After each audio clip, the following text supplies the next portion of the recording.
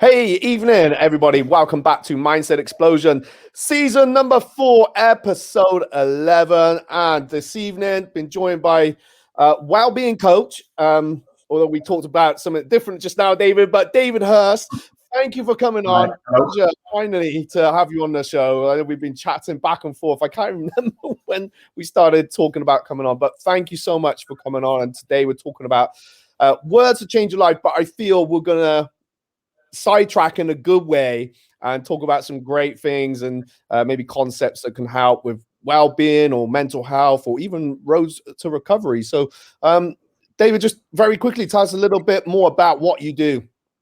Well, lovely. Thanks for asking us on, Matt. Yeah, well, I call myself a well-being coach. It's counselling really, but there is a big aspect of coaching as well, because I help people with mental health, what we call mental health problems, anxiety, depression, addictions. But I also help people who need a boost in life. At the moment, obviously there's big change. There's a lot of uncertainty. We're in an era of uncertainty. So there's people who have not had what we would call mental health problems, but they need to find a bit of extra energy to start a new business. There's people who find themselves in a new situation as well, and they're a little lost, or they're not lost even, but they just want a boost. They maybe a divorce, or they've lost a parent, or something like this, and they just need a bit of energy. My big thing is that I love to do is put in the 12-step recovery program, which was started in the 30s to deal with alcohol addiction, and now helps with all sorts of addictions. I mean, drugs, but also what we call behavioral addictions, which is gambling, sex, in the internet, plastic surgery, shopping, work, and they've been adapted to help all of those things. Codependency, which is when you're addicted to a relationship, basically, and you seek an external validation from another person. So they've been adapted for all of them, but they work for anxiety and depression as well, very well. And I combine them with the hero's journey, which is a concept that was a man called Joseph Campbell, professor of literature, came up with it. And he looked at stories throughout the centuries, going back to the Greek myths and beyond. I mean, stories that are now in religious texts, but were verbal stories for thousands of years before, such as great floods. I mean, we know about Noah's Ark, but every culture has had a great flood story. And he looked at all of them, and he looked right up to the modern world, up to like Star Wars. And he realized they were the same story. And he wrote a book, I think it was called The Hero with a Thousand Faces, basically saying the hero is the same and what they do is the same. And what you get is a person who goes from their ordinary world into an extraordinary world. There's tests, trials, and tribulations in that. If they get through them, they gain something. And then they go back to their ordinary world, and they're able to give that away to help other people and to protect their community or the world. James Bond is a classic. And what happens, and the 12 steps mirror that. You go on your very own personal hero's journey. And I love taking people through that because it's kind of fun and exciting. It takes a lot of courage as well, because people have to be very honest. They sometimes have to go and face people they don't want to face, but that's part of I mean, I always say to people, you can think yourself fearless all you want, but you have to do something fearless to be fearless, and to get the courage. You can't think that. And, a thing I say to people right at the start when they come to see me, and people come to me in pieces, of course, and I'll say, I listen to them, and then I say, I'm really excited you're here. It's great. And I often get a really blank look. And I say, no, this is because your pain has finally got your attention, like it's been trying to for a long time. And all pain does this, physical pain as well. I always say, if I put my finger over a candle flame, I feel pain in my finger, so I move my hand away. Okay. And mental health, pain, emotional pain, it's exactly the same. It's trying to get your attention to do something different, make a change. So if someone comes to see someone like me, who's been there as well, and I think that's very important, then, that pain has finally got their attention enough. that they will, the unlucky ones are the ones that resist it or try and mask it or numb it with drink, drugs, work, the stuff I just mentioned, plastic surgery, sex, workaholism. They're the unlucky ones because it's a painful life, and the pain will get bigger as it tries to attract their attention more. Yeah, this makes sense. And so when people come to me, I say, great, I'm not flippant. I know they're in pain. It doesn't feel good, and they're in a real bad way. But I say, I'm excited because if you can grasp what's on offer here, you are going to have the best years of your life ahead of you, because all the stuff can come and hit you then, but you're going to be able to stay standing, and life will throw stuff at everyone, even a multi-millionaire celebrity is going to start to grow old. They're going to lose people they love. They're going to have illnesses, they're going to die themselves, So, and the hero's journey is fantastic because I always say a big incentive to people as well is we'll get you on track. Then we'll take you to where you would never have known about if you hadn't have had all this pain. And you'll look back and you'll be grateful for it, as I am for my messiness in year 2001 when it came to a head. And then you'll be able to give all this away as well. So people will come to you and say, I need a hand or help. I'm desperate. And you'll be able to be the one, The word hero, I think, is a Latin or Greek word. It means protector. And I always say to people, that is, you learn to protect yourself when there's stuff coming at you, but you can also protect other people, your community. And that's the hero's journey. If you think of Harry Potter or James Bond, Star Wars a classic. There's usually a mentor in the 12 steps groups. That's called a sponsor. And the mentor in hero's journey story is usually a wise old person, if it's a man with a long white beard, or male or female, long grey hair, so think of Lord of the Rings, Star Wars, and Harry Potter as well. And it's magical, The Wizard of Oz is a classic hero's journey story. And actually, Dorothy, in the beginning, she's put up on a bit. She's on this farm in this little, small, narrow-minded place, and it actually starts in black and white. And when she leaves, when she goes from her ordinary world into her extraordinary world, it goes color, which was a big thing when that was made. Color was really flash, yeah. And this is what I mean when I say to people, I'm excited. This can be fantastic, but people have got to find some courage. I think they've got to have humility in the beginning.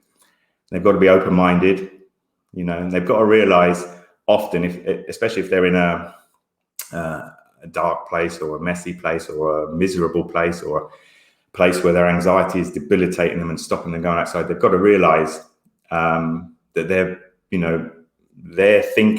they're trying to think themselves out of this problem hasn't worked so far. So they've got to be open-minded to some new ideas, as I was, and some of the stuff I was told was crazy, totally against what I thought, should work. But I was terrified and desperate enough to try it, and open-minded and humble. My life had got to a stage where I was so humiliated, I found some humility. It wasn't where my life was supposed to be when I was, in my 30s and living in London, and it was a million miles away. So, yeah.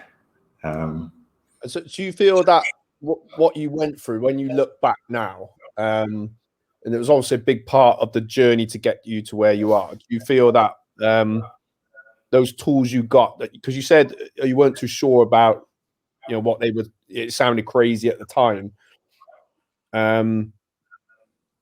so is that the same sort of do you have to, do you feel are you still using those tools, or if you kind of, I went a bit sidetracked with my question here, but do you still have to use those tools daily, or is it I've done yeah.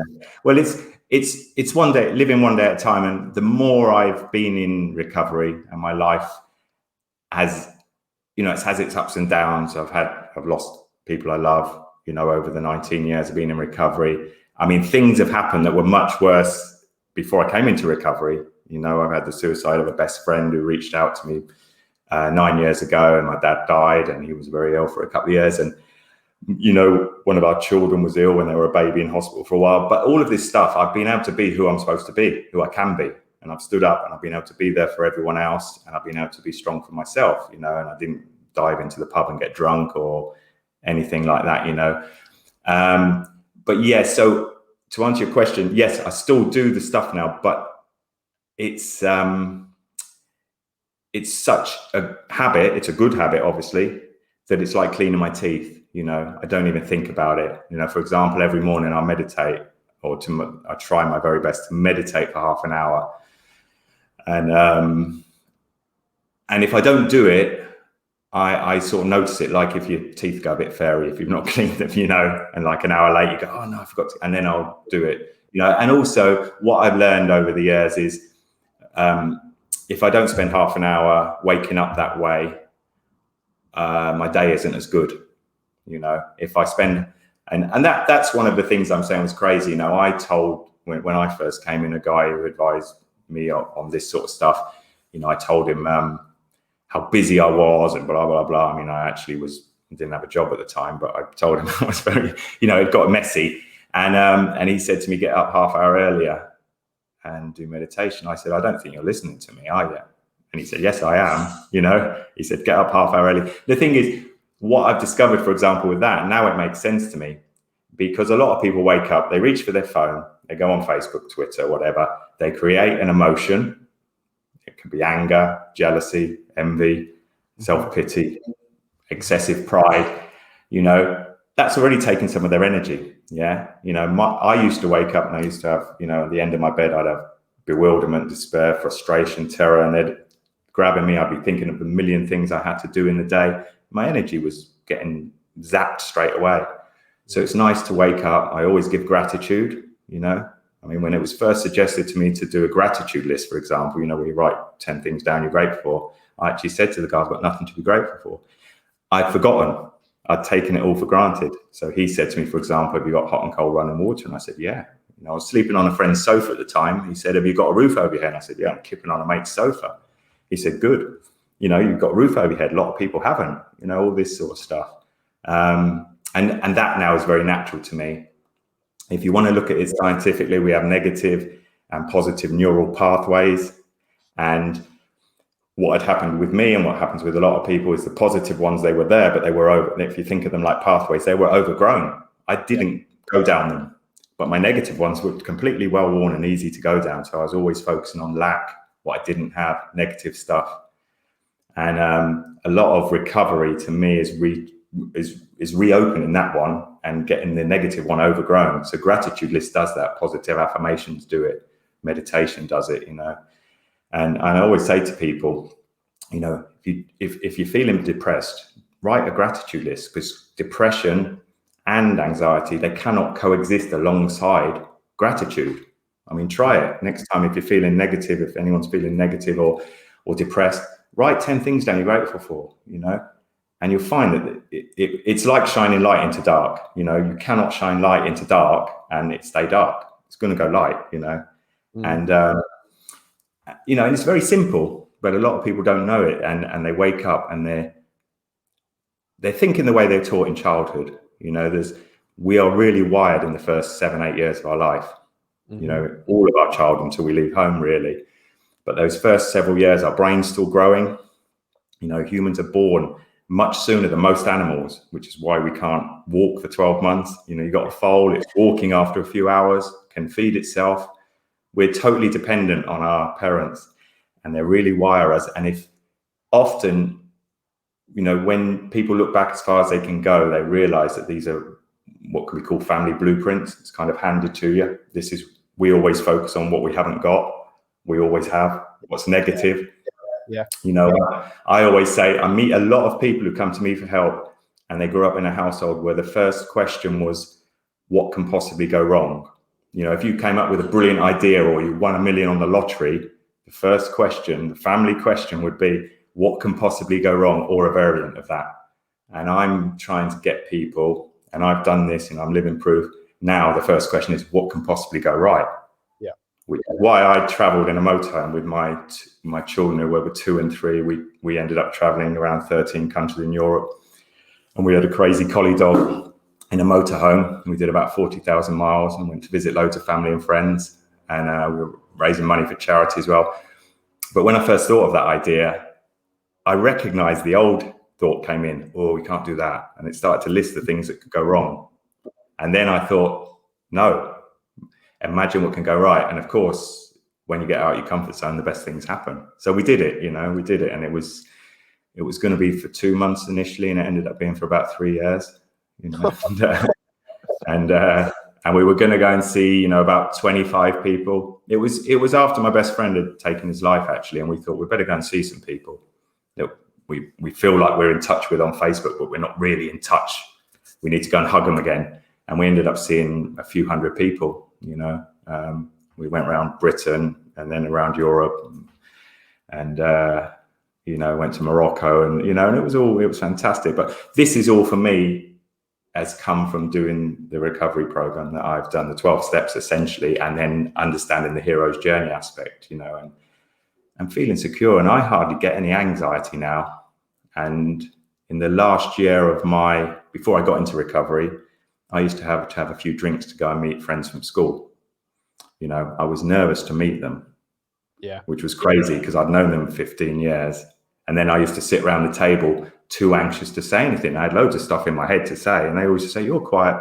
And I was too anxious to say anything in case they ridiculed it or it was the wrong thing. And I used to just sit there for half an hour and go, And now I just don't really get anxiety, it's amazing, So, and if I do, I will always go, I will kind of ask, I believe there's a greater force in the world, that makes our nails grow, keeps our heart beating, that gave us the gift of life, really, that we come through our parents, but we're not of our parents, if you will. And it's that greater force. It's really impossible to describe because it's that which transcends thought. So if it transcends thought, which it does, it's very hard then to try and verbalize it as well. But I think love is probably a word that hits it because you know yourself. We don't really choose who we fall in love with. It's just somebody who's there, or like if you've got children, you love them from the moment they're coming along. From the moment your partner's pregnant, you love these guys enough that you would give your life, and this is the greater force, I think, so if I get anxiety or something now a little bit, I always say, what's this showing me? Because I believe we live in a really loving, abundant world, not a negative, hateful world that's out to get us. I think we're given the gift of life. Everyone's here for an amazing reason, and we kind of need to find it, And you're not going to find it if you're debilitated with anxiety, depression. I don't think you're supposed to be on this planet like that.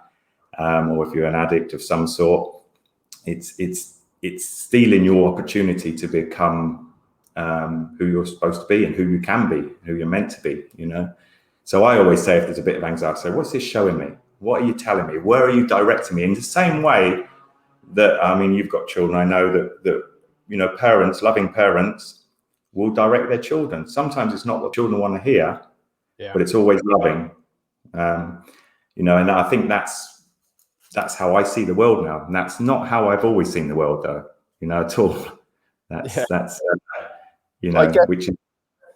I guess you had to go on that, even though it was dark times, I guess you had to go on that journey, and that was part of it for you to be able to become that hero. You're obviously helping a lot of people, from your own experiences, and it's, you've got the tools, you've worked the tools, you've done, you've had them, worked them, still working them. So I guess I wear the t-shirt. Step in a Stone Roses style. I got blown away. I studied it, or I remember studying it at school, but I actually came across it again last year during when all this started, about exactly a year ago. Dante's Divine Comedy, the narrative poem, written I think about 800 years ago. He had this all sussed, and the answer to your question is a line from that poem, which Dante wrote, as I say, 700-800 years ago, which was the only way to paradise is through hell. And yes, I think everyone suffers, with the human condition. Some people are better at hiding it than others. You know, there's a brilliant book called The Road Less Traveled, written by a psychiatrist called Scott Peck. And he called alcoholism the sacred illness, because he said it brings people to their knees quicker. It's more obvious there's a problem. So it's a, you know, he said it's kind of lucky if you've got that and you realize. And he, in that book, he basically showed how everyone could get into recovery, how everyone could have a great life and deal with everything. But even when it's put in front of people, most people won't choose it. And that's why the book's called The Road Less Traveled. Yeah, you know. But for sure, none of what I'm doing now I could be doing if I hadn't have had that pain. You know, I always say to people, if you're stuck down a dark, cold hole and someone comes up the top of it and says, I've written 20 books about getting out of dark, cold holes, I can help you out, you would be grateful, yeah? If someone came next to him and said, I've been down in that dark, cold hole, this is the way out, come with me, you know? Yeah. Most people are going to choose that one. I would say it's wise to choose someone who knows what it's like, you know, who won't think you're mad if you say, I couldn't leave the house because of my anxiety, you know? Yeah. And, you know, a lot of people go to their doctors, their GPs, and they're not trained in the mind and the soul, you know, as well, the spirit. You know, they're lovely people, they're good guys, they've got good knowledge, but most of them aren't trained in it. And, you know, and I think it's good to go to someone who's been there and trained in it. And I mean, I know of a doctor who said to a guy who drank so much he had half his stomach removed. When he was in hospital recovering, the doctor went up to him and said, you know, you've just got to cut down on drinking, haven't you? And this guy said to him, don't you think I've thought of that? You know, but, you know, and I understand what it's like, if you know, it's not that easy. But yeah, the pain is always leading you to, directing you to do something. I think it's done in a loving way, really. You know, it's like to move to, like I said, with a flame, it's to do something different. You know, if you keep your finger on the flame, over the flame, the pain's going to get bigger. Now, what a lot of people do with emotional mental health problems is they mask it. They try and mask it or numb it somehow. The pain won't go away. The pain's still there. You might not feel it if you're taking this or that, or doing this or that. It's still there. And actually, it's getting bigger and worse. As it's, for me, it's trying to say to you, move your bloody hand. Yeah. You know, in that case. And it's the same with men. I think humans are so intricate and amazing. I mean, I used to write health articles for many years for the national newspapers and magazines. And the more I spoke to doctors, the more I realized how amazingly we are made. I mean, if you're trying to explain how an eye works, you know, forget it. So the fact that we would just have emotional or mental health pain for no reason, I mean, it's just nonsense, I think. You know, it's got to be there. I didn't know this. I mean, part of the reason so many people have problems is the information isn't out there. You know, this information isn't out there. If you knew, well, that anxiety is for a reason, that depression is for a reason, and you can talk to someone who knows what they're talking about, which, you know, and someone you can get on with, of course, they might know what they're talking about. You need to get on with them. You need to be able to trust them. You've got to be completely honest. You know, I always say if you went to a doctor with a broken ankle but said your toe was bruised, he can fix your bruised toe, but he doesn't know about your broken ankle. So you've got to be honest, otherwise you're wasting your time, you know. And one of the phrases that I think is really, really key to all of this, and it's in connection with what I've just said, is where you least want to go is where you need to go to find that which you most need. Yeah, it comes back to the hero's journey. I'm really like dragons, yeah? Dragons are a figment of humans' imagination that have existed in every culture and country before, not in every country, but every culture before we had connection with each other, some form of a dragon. And if you think about a dragon, if you said to people, do a picture of an animal that you think is unbeatable, I think you come up with something like a dragon. You know, they've got fire, they've got the tails, they've got the horns, they can fly, you know.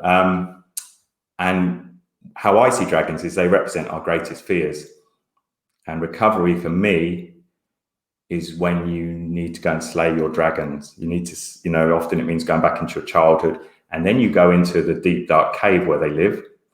They guard treasure. Treasure is no use to dragons. But the thing is, when you slay your dragon, you get that treasure. And you will find that treasure is never ending. You know, it goes, you everything you need. And I think when people come to me, if you use this dragon story, it's at the point, or if people, you know, go to see someone else, or they go to a 12-step meeting like AA or NA, it's that point when they realize that dragon that's been swinging them around and breathing fire on them, battering them all their life, is finally going to kill them unless they learn how to kill it first. Yeah. And this is the hero's journey. So it's, you know, and one of the first things I do is I'll pull people out. They might have been hiding behind a boulder. I think the boulder represents depression or anxiety or an addiction. And you pull them out and go, there's your dragon. And that takes courage, because it might be 2 or 3 miles away, but it's the first time they've consciously chosen to look at it rather than it pounce at them. Yeah. And it can be, often it's traumas from childhood, toxic shame, which is when basically someone hands their shame to you to carry, usually in childhood. It's usually a parent or some caregiver. You know, it can be horrible. That I don't think they're malicious, but they don't know what to do with it, and they find they can criticize a child a lot and give it. Or for me, so there's a guy called John Bradshaw who wrote about toxic shame in the 80s. He's amazing. And he says that pretty much everyone he ever saw suffered from toxic shame. There's a guy who's very popular at the moment called Dr. Gabor Mate, who's a Hungarian-Canadian doctor, I think, who's an addiction expert. And he says everyone he's ever seen has suffered from trauma. And he's been right at the front line of addiction. I mean, he's an amazing guy, well worth listening to. And then you've got a guy called Dr. Peter Breggin, who's been a psychiatrist. He's 80 odd now. He's been a psychiatrist 56 years. And he said everyone he's ever seen has suffered from a failure of love. And the more I think about that, the more I think, yeah, that's right. Because trauma and toxic shame come under a failure of love if you've been abused as a child or criticized. And for me, the solution is finding love, finding a success of love. You know, love's a big thing, yeah. You know, and the 12 steps are really well structured. It's not the only way you can get help, but they are the world's most successful recovery program ever. And they're very structured. They're very simple. Doesn't mean they're easy to do, because you've got to find courage, but they're very structured, and they can take you there in very good detail. And you'll go on this hero's journey, you know, and you will find the hero within, as the M People song sang about. Those lyrics are brilliant, by the way, you know, they're really spot on if anyone. And, you know, a lot of people are confused. I've got to say, you know, hero doesn't mean that you look in the mirror and you're some sort of Fonz-like figure going, hey, you know, it means that you find that you can look after yourself and you can look after people around you, especially when you have to, you know, sort of when people need looking after. It means protector or defender. So you're there basically for other people. If you're a dad or mum, your kids can. I had a lovely birthday card last year from my son who was 11. He's 11 now. And it said 2 things which were fantastic for me, really, really moved me. He said, you're a really good footballer, which I loved. And he said, and you seem to have the answers to all the problems. Now, I don't have the answer to all the problems, but it was nice he said that, you know, and you know, I'm able to offer advice, and for me, it's a great privilege, and you could probably hear, you know, I'm really passionate about it. I'm a morning person now. I was nearly asleep before we chatted, honestly. And then suddenly, you know, but I hope that enthusiasm is good for people, because I know what it's like when you feel like you can't get out of bed and you're walking through treacle, you know, and you think, I can't go on with this. And I mean, I go on a lot of the anxiety and depression groups on Facebook just to see. And, you know, it's desperate. People, it's really sad. You know, I'm passionate to get this out there, because there is a solution. I mean, for everyone, you know, there is a solution, you know, you know, if people want it, you know, so it's, and I really wish that information was out there more, because, you know, we get our one chance at life, and let's find that amazing reason we're here and wake up in the morning and think, let's get out of bed and go for it, you know. So. No, that's fantastic, David. I'm on the edge of my seat. I don't need to ask anything. This is brilliant. But no, is that that a polite way of saying I'm a gobshite, as my son calls me? No, no. But actually, going back to what your son wrote, where he said you have all the answers, and you quite humbly said, "Well, I don't have all the answers, but I guess you've picked the tools to." We don't have all the answers, do we? But when we can get the tool set right, then we can get in the right frame of mind to at least find a way, to get the answer with a bit of trial, sometimes trial and error, and I guess keeping that clear head without. I know when I've had anxiety or depression or just my head's going all over the place, I can't make great decisions. So it's I've had to learn to I need to step back. I need to pause, breathe. And yeah, what a really key thing is, I'm always saying as well, is we have a choice over our thoughts. They're not us, they're not the reality, often not reality. There's the Laboratory of Neuroimaging at the University of Southern California worked out, don't ask me how, Matt, that the average adult has 70,000 thoughts a day. I worked out that's around 4,000 thoughts every waking hour. Now, maths has never been my strong point, so don't pull me up on it if that's wrong. But it's a lot of thoughts. So I won't be able to work out. We have a lot of thoughts, and if anyone's ever had what we call the washing machine mind on fast spin, you can relate to that. You go, yeah, 4,000. But the thing is, we're always going to have some good thoughts, negative thoughts. We're going to have factual thoughts. For example, I'm here going, look, there's Matt. That's a fact. But we will be. And a lot of recovery is about finding those positive ones and focusing them, because anything we focus on gets bigger, whether it's negative or positive. Our magnifying mind, as you can call it. And what a lot of people do is they focus on their anxious thoughts, and then their anxiety grows, and they become really good at being anxious, they don't want to be, but they do become at it, And a lot of this is, you find that you've got a choice, and it's great when you can catch your thoughts before they create a feeling in you. Because when you get a negative thought, you get a negative feeling, then you're going to get more negative thoughts, and you spiral downhill.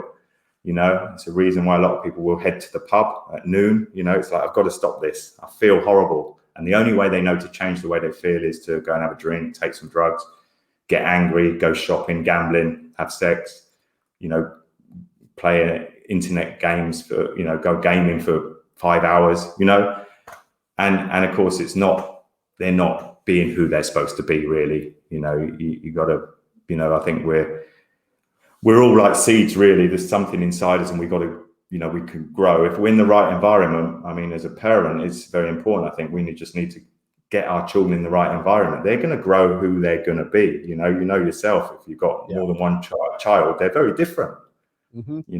We just have to make sure the environment's right for them. Just like a seed in the garden, that you water it, make sure it gets some sunshine, doesn't get damaged, and it will grow. If it's meant to be a daffodil, it's going to be a daffodil. If it's meant to be a rose, it'll be a rose. One of the problems I see with a lot of people, they will come to me, and one of their parents, or both their parents, has wanted, if you use that analogy, has wanted a rose, and they've got a daffodil, and all the time they're saying to the kid, you shouldn't be like this. Well, this is really confusing when you're a kid, because you're kind of like, well, I'm wrong. There's something wrong with me then, yeah? And then you become an adult. And even I've seen people who are hugely successful financially, and they have status, but inside they're thinking, there's something wrong with me. Because when they were a kid, they were told, you're wrong. You shouldn't be like that. And that comes across as criticism, and it's very hard for people, and often people find as well, the job they've chosen is to try and get some status as well, some external validation, some love, and they climb the ladder of success, but realize it's up against the wrong building, and that creates a lot of trouble, because people wake up in the morning and they don't want to go where they've got to go, so they have to make some big changes. They have to find who they really are and do what's true to them, really. And so it's very worthwhile doing this, if people want it, and I can't help people if they don't want to. I think that's the same benefit, isn't it? Someone's got to want to take that first step and acknowledge where, I guess, that pain, if there is a pain. And with the world that we've had over the last year, I don't know if we said this off air, I mean, there has been a lot of change, and I feel there's a lot of anxiety just around generally, which I can understand, and a lot of fear. And we're coming out of lockdown hopefully soon, and even coming out, it's nice. I see my journey ahead. I see the weeds, I can see the problems. I think, right, okay, well, how do we sort that one out? So, but I just feel that coming out. Do you feel that there's going to be just as much added fear and anxiety coming out, or because I don't think it's just going to? I like to think so. It sounds very pessimistic, but I feel that there's going to be just as much fear for people coming out as there was when we was in the slap bang in the middle of it. Really, just yeah. I mean, I think certainly it would take a bit of time for people to relax, as it were. I mean, I don't really know is the answer, you know. No. But yeah, I think it's created an era of uncertainty for sure. There's more anxiety. People are obviously, even if everyone says, oh, it's over, I think people are going to be worried. There'll be another virus comes along or something else. At the same time, it's a good opportunity for change for people, you know. I mean, I know there's been lots of tragedies and losses and suffering, but, you know, I would say to people, ask yourself, do you want it to be like it was before? Or maybe this is your chance for making a change and becoming who you know in your, you know, I always say to people as well, your gut never lies to you. Your brain can tell you lies. Go with your gut instinct. and but, you know, Shakespeare, to thine own self be true. Something my mum always used to say to me growing up. I didn't know what she was on about. You know, but you need to be true to yourself, I think. Otherwise, you're always gonna feel chaos inside, you know. And a lot of this is about trying to, you know, humans are always trying to regain or retain order, you know, but life throws chaos at us, you know. And if you've grown up in certain homes, your childhood will create internal chaos that is really hard. You need to go, you know, I don't want to scare anyone, but often you have to go back and look at it and maybe realize it wasn't your fault. Try and find forgiveness as well, which is not an overnight thing, but, you know, forgiveness is for you. It's not for the person that you're resenting. They probably can't feel a thing, or often they've been dead for years, but you're still tangled up inside about it, you know. So I always say the clue's in the word forgive. You're giving to yourself. Yeah. And I answered your question, you know. I think a lot of it's to do with the person as well, you know. I mean, I spoke to a friend the other day, and he said, oh, you know, we've been anxious throughout this, haven't we? And I said no. I said, you know, I haven't really been that anxious. You know, I said, I've kept it in the day at a time. It's like, I don't need to worry about April 2021 now, because I'm in March the 7th or whatever it is. The philosophy that's worked for me and that I try and pass on is, you know, I think humans are made to live 24 hours a day. We too much, you know, from school onwards, people say, what are you going to do when you grow up? What's your 5-year plan? Well, if I gave people a tick list with a million things, I mean, think about this. If you'd have had a tick list 5 years ago with a million things on that you could tick where you'd be in life, probably, unless you're the exception, it wouldn't be where you are now, you know. That's life, you know, life on life's terms, you know. I mean, even 14, 15 months ago, none of us could have thought we'd be walking around with masks and in a lockdown, you know. We might have been worried about something maybe, but not that. So I know that's an extreme example because it doesn't happen every year, but it's true, isn't it? We couldn't have, I think if we went back, I guess December 2019, we would never have, you know, predicted what's happened. But I feel now is a perfect time, really. I personally really hope people have learned some, you know, hard lessons. Unfortunately, are sometimes the best ones. But, you know, I've learned you know, a little bit about more what they want to do, who they are, and I think it's a perfect time to make some changes within, which will have a knock-on effect to everything else, you know, in and around us. You know, even I do mindset stuff, but yeah, I have my ups and my downs, and I've appreciated a lot of, you know, there's a lot of things I've appreciated, a lot of things that, that's not very good, but I think, you know, it's just trying to make the most of different situations. And Yeah. I guess get my brain in tune and say, well, this isn't working, right? Okay, what can I make work now? What can I do as a result? And actually, it's a different path. And scary for me. I'm at the beginning of some new exciting projects, but it's scary in a good way. I love that feeling. Yeah, they say, don't they, fear and excitement are very similar emotions. So think of it as exciting, not scary. Yeah. It's exciting, Yeah. Or do something safe and be bored, that's your I choice, You have the choice. And I mean, one thing I would really say that I hope has come out of this is a lot of people have spent more time with their kids. A lot of the people I see, and I see people who are in their 60s and 70s sometimes, a lot of the problems are from childhood. There's a lot of it, as Dr. Peter Bregan said, failure of love. That might not be that the parent didn't love their kid, but that what we love, we give time to. And I often say to people, if I came down from Mars, if I was a Martian and I was taking notes on what you loved, what would I put at the top of my list? What would I see as your most important thing? And for a lot of people, I mean, sometimes it's not their fault. Sometimes it is. The parent hasn't been there, for the child. And this affects people. Like I say, I see people in their 60s and 70s. They're still really affected by it because they didn't feel they mattered. We need to tell our children we love them, show them gentle love, and spend time with them. Okay, they might like some of the material things, but really, I think if you're a child, what you want is your mum or dad or caregiver, that can be a teacher as well, to look you in the eye, and even if you think what they're saying is ridiculous, validate them, say yes, and look them in the eye with love, and give them time. And that's one good thing here. People have spent more time with their children, and I hope people don't want to rush back. I mean, the system how it's set up now means that a lot of children hardly see their parents, and if they do, the parents are stressed because they've got to do the shopping and pay the bills, and and it has an effect, so I hope that's one thing. But the living in the day thing, I'll just tell you on that very quickly. I realized, it's like me and you could go out and eat tons tonight, so we couldn't eat another morsel, but we're still going to need to eat tomorrow. I could sleep, you could sleep for 12 hours tonight, but the next night we're still going to need to sleep. So this living in the day is a really good way to live. And what I do, what's worked for me for a long time, I try and pass it on, is I wake up, do my meditation, I try and do my best for the day, and I don't think about tomorrow. I really try not to think. It gets on people's nerves sometimes. They go, what are we going to do at the weekend? And I say, I'm not sure. I'm just thinking about it's Tuesday. No, look, I know we need to make plans, but some people are so often, they're living in the past, which means they're going to be full of regrets and remorse. They're living in the future, means they're going to be full of worry and anxiety. Actually, if you get into the present moment, usually it's fine. It's a good way to live. And, the key there, even if you consider yourself a really, big career person, business person, you're going to have more energy. You're going to do what you do better.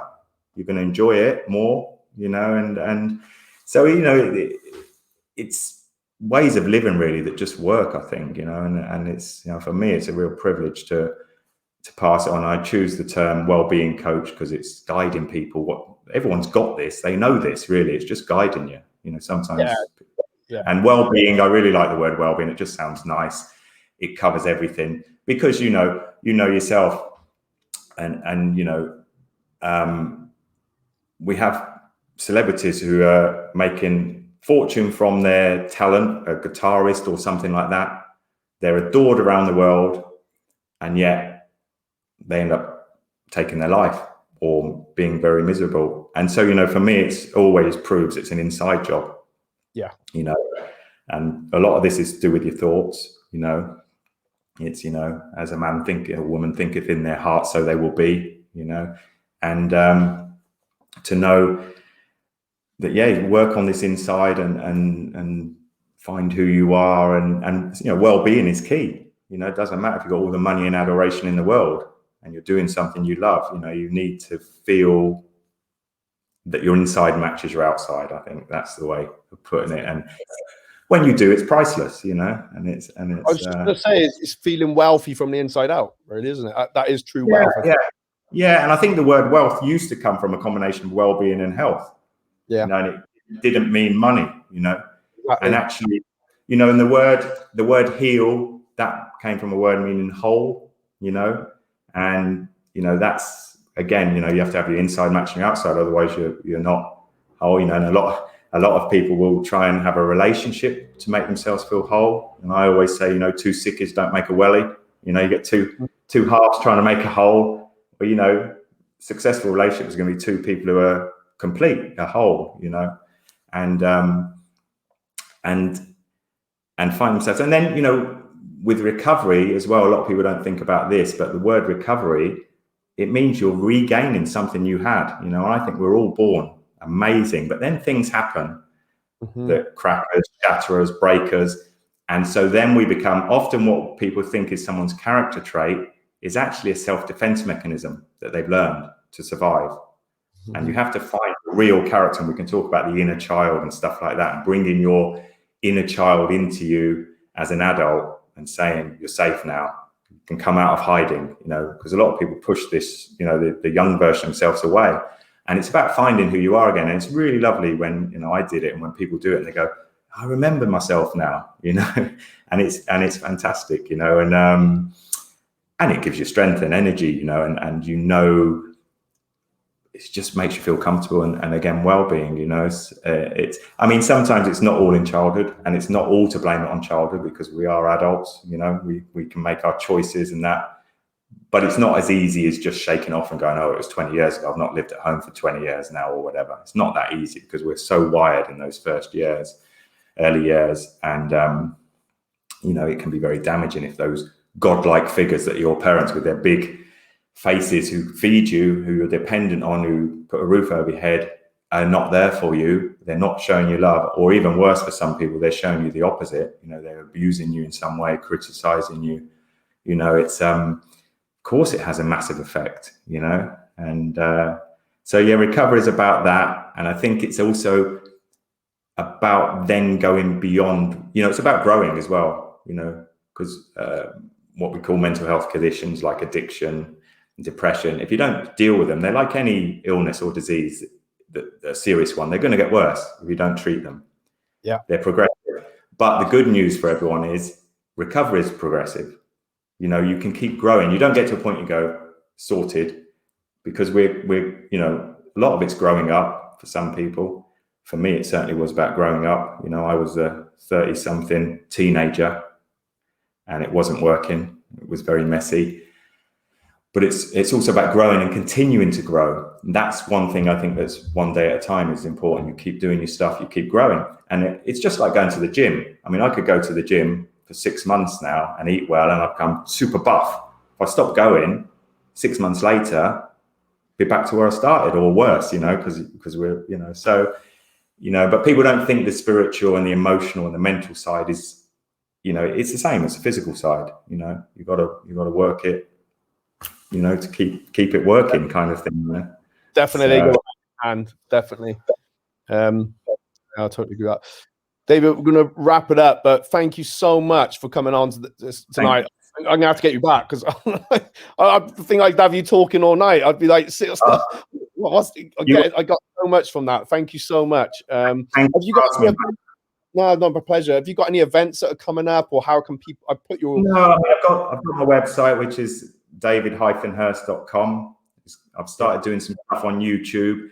It's early days for me. It's actually a hero's journey, because I'm facing fears, because I prefer writing. I've been a writer most of my life, so you can sort of hide and push that out. So, but I'm doing it because I know it's a good way of putting the information out there and helping people, you know. And myself, I look at YouTube things rather than reading often now, or stuff like this, you know. You can listen to it while you're walking around and or driving or something, you know. So I've got a YouTube channel I've just started, got the Facebook page.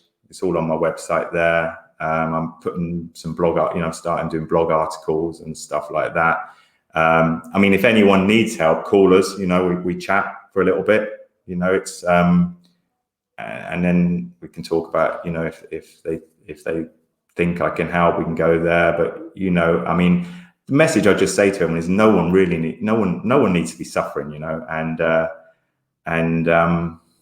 there is always a solution, you know. And for those people who are finding the change, like there is a change here, you know, there's you know, everything we need is inside us now. It's just sometimes you need someone who can guide you to find it. You've got it there. Everyone's got it there. We just need a guide with a few things. I think you might have to deal with a few things, and you know, but it's all there. You know, everyone's got this massive energy levels inside, this sunshine, this light, you know, and it's kind of like, yeah, you know, just sometimes you need a bit of a guide to help you, you know, and whether that's, I mean, I've got 4 mental health books as well, Positive Recovery. They're all about the solution, you know.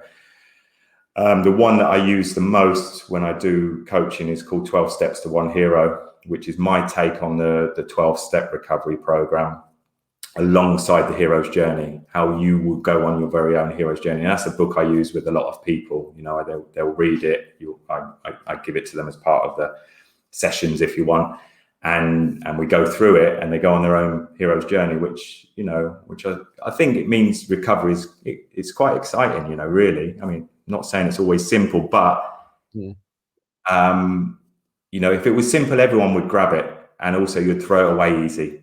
It has to be hard earned. Otherwise, you know, it'd be like winning the World Cup. If it was easy, everyone would do it, and it wouldn't mean as much, you know. And it also means when you've got it, you protect it, you value it, you know, and you carry on, you know. So, yeah, that's that. But thanks for having us on, Matt. You know, it's wonderful to chat about this. And, no, definitely. I've enjoyed it. I'm going to get you back on at some point, David. So thank you so much. Thank you. Yeah, brilliant.